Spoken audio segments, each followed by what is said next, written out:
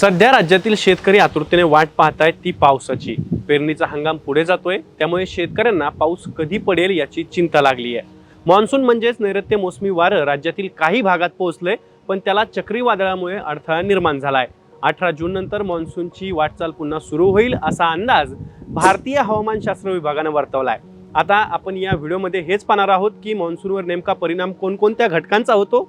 या विषयाचं लेखन केलंय सतीश खाडे यांनी। चला तर मग सुरुवात करूया मान्सूनच्या बाराखडीला। या तिसऱ्या भागात तुमचं स्वागत। मी धनंजय सानप, तुम्ही पाहताय ॲग्रो वन। आता पावसाचा नेमका संबंध कशाशी असतो ते समजून घेऊया। पावसाचा संबंध ढगांशी आणि वाऱ्यांशी असतो। वाऱ्याचा संबंध हवेच्या तापमानाशी। हवेची वेगवान हालचाल म्हणजे वारं। हवेच्या दाबात फरक होतो तेव्हा ही हालचाल होते। पृथ्वी सूर्याभोवती आणि स्वतःभोवती फिरते।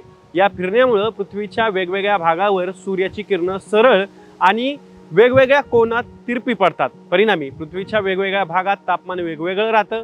उदाहरण म्हणून सांगतोय, सूर्य जेव्हा उत्तर गोलार्धात असतो तेव्हा तिथं तापमान जास्त, तर दक्षिण गोलार्धात कमी असतं। तो दक्षिण गोलार्धात असतो तेव्हा तिथं जास्त तापमान असतं, तर उत्तर गोलार्धात थंडी अशी स्थिती असते। पृथ्वीवरील जमिनीचा पृष्ठभाग आणि समुद्राचं पाणी यांच्या तापमानातही फरक असतो। जमीन लवकर तापते आणि लवकर थंड होते, तर पाणी उशिरा तापतं आणि उशिरा थंड होतं। याचा परिणाम हवेवर होतो। हवा गरम झाली की तिची घनता कमी होते आणि ती वर जात राहते।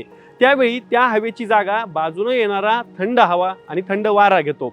यातून वाऱ्याची निर्मिती होते। जमिनीचं तापमान सामान्यतः सूर्यकिरणांशी संबंधित असतं, मात्र समुद्राच्या पाण्याच्या तापमानावर अनेक घटक प्रभाव टाकत असतात, कारण समुद्रात अनेक कारणांमुळे अनेक दिशांना प्रवाह सुरू असतात। त्यामुळे समुद्राच्या पाण्याचं तापमान सगळीकडे सारखं नसतं। हे प्रवाह कोणकोणते असतात, तर उदाहरणार्थ पृथ्वीच्या स्वतःभोवती आणि सूर्याभोवती फिरण्याचे समुद्रात तयार होणारे प्रवाह, समुद्रावरून वाहणाऱ्या वाऱ्यांच्या ताकदीमुळे तयार होणारे समुद्राचे प्रवाह, सूर्य, चंद्र आणि पृथ्वी यांच्यातल्या गुरुत्वाकर्षणाच्या प्रभावामुळे तयार होणारे प्रवाह, जमीन आणि समुद्र यांच्या सीमांच्या असलेल्या आकारामुळे तयार होणारे प्रवाह, सूर्याचे उत्तर आणि दक्षिण गोलार्धात असल्यामुळे बदलणाऱ्या तापमानामुळे तयार होणारे प्रवाह, तसंच समुद्राच्या पाण्याच्या वेगवेगळ्या क्षारतेमुळे तयार होणारे प्रवाह इत्यादी। आणि अशा प्रकारच्या सर्व प्रवाहामुळे हजारो किलोमीटरच्या समुद्रात पाण्याचे अनेक प्रवाह वाहत असतात। अशा अनेक प्रवाहामुळेच समुद्राच्या पाण्याचं तापमान पूर्ण समुद्रभर कधीही सारखं नसतं। समुद्राच्या दोन टोकांमध्ये तापमानाचा फरक पडल्यानं जमिनीप्रमाणे समुद्रावरही हवेच्या दाबात फरक होतो। त्यातून समुद्रावर वाऱ्यांची निर्मिती होते। या वाऱ्याद्वारे बाष्प आणि ढग वाऱ्यांच्या दिशेनं नेले जातात। आता जेव्हा पॅसिफिक महासागराचा म्हणजे ज्याला आपण प्रशांत महासागर म्हणतो, पूर्वेकडील भागाच्या पाण्याचं तापमान सरासरीपेक्षा जास्त असतं, त्या परिस्थितीला एल निनो असं म्हणतात। तर हेच तापमान जेव्हा सरासरीपेक्षा कमी असतं तेव्हा त्याला ला निनो असं म्हटलं जातं। या दोन्ही अवस्थांच्या जगभरातल्या वाऱ्यांच्या दिशेंवर परिणाम होतो। त्याचा एकूणच हवामानावर आणि पावसावर खूप प्रभाव पडतो। भारतीय मान्सूनवर एल निनोचा विपरीत परिणाम होऊ शकतो, हा आजवरचा तरी अनुभव आहे। तसंच गेली 3 वर्ष ला निना परिस्थिती कायम राहिल्यानं भारताला मान्सून समाधानकारक राहिला, हे हवामान शास्त्रज्ञांचं अनुमान आहे। एल निनो स्थिती ही दर 2 ते 7 वर्षात कधीही घडते। त्याला काही नियमितता नसते। ही अवस्था 9 महिने किंवा 2 वर्ष टिकते। जेव्हा ती 7 ते 9 महिन्यांसाठी तयार होते तेव्हा त्याला एल निनो स्थिती असं म्हटलं जातं, आणि यापेक्षा याचा कालावधी अधिक असतो, त्याला एल निनो एपिसोड असं म्हटलं जातं।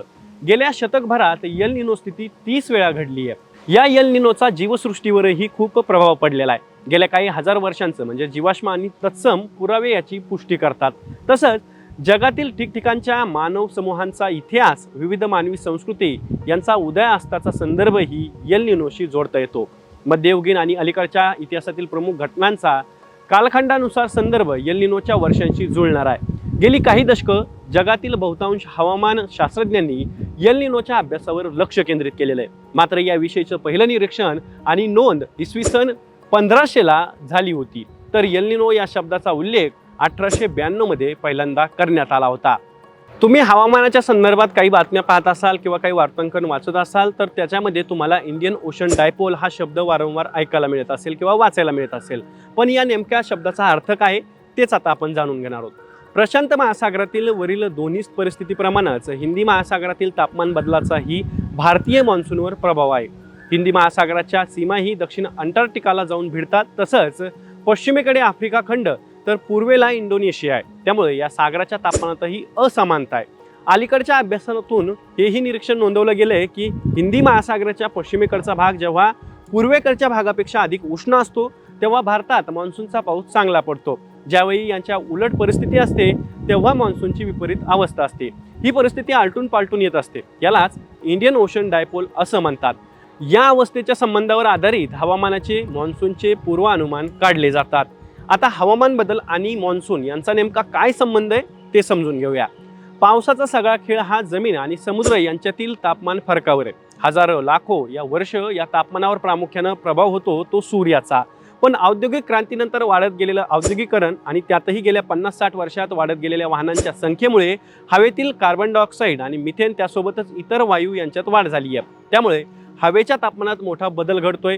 त्यातूनच जगभरात ठिकठिकाणच्या हवेच्या दाबात होणारा फरक मोठ्या प्रमाणात अनियमित झालाय. त्यामुळे वाऱ्यांच्या दिशा भरकटलेल्या आहेत. यातूनच मान्सूनची अनिश्चितता वाढलेली आहे आणि इथून पुढे ती वाढत जाण्याची शक्यता हवामान शास्त्रज्ञ व्यक्त करतायत. ढगफुटी नेमकं कशाला म्हणायचं तर ज्याला इंग्रजीत क्लाउड बस्ट असं म्हटलं जातं, पावसाचं एका टोकाचं रूप आहे. क्लाउड बस्टची घटना पृथ्वीपासून अंदाजे 15 किलोमीटर उंचीवर घडते. खरं तर ढगफुटी मुसळधार पावसासाठी एक वापरला जाणारा शब्द आहे. ही तांत्रिक संज्ञा नाहीये.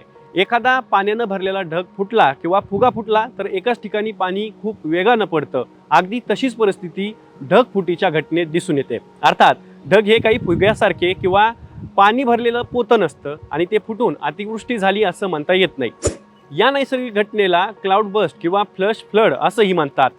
आता पर्वतावर पाऊस जास्त पडतो कारण जेव्हा पाण्यानं भरलेले ढग वाऱ्यासह फिरतात तेव्हा ते पर्वताच्या दरम्यान अडकतात.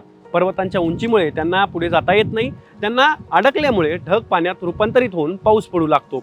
ढगांमधील थेंबांची घनता आणि वजन हवेला झेपण्याच्या क्षमतेपेक्षा जास्त झाल्यानं पाऊस सुरू होतो.